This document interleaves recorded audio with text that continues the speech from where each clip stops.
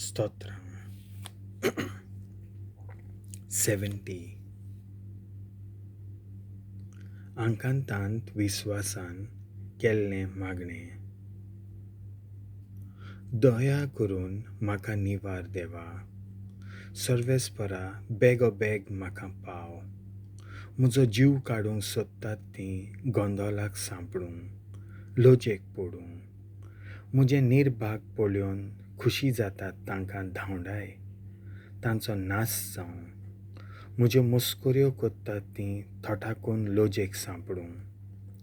तुजी वाट पळोवन आसात तांकां सगल्यांक तुजें सवें मेलूंक.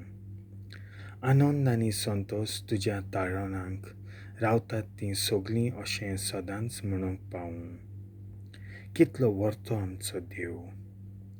हांव गरीब आनी धोळडिरो, बेगीन म्हाका पाव देवा.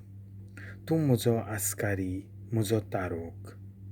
ताकतीन ये सोर्वेस्परा, कळाव करूं नाका.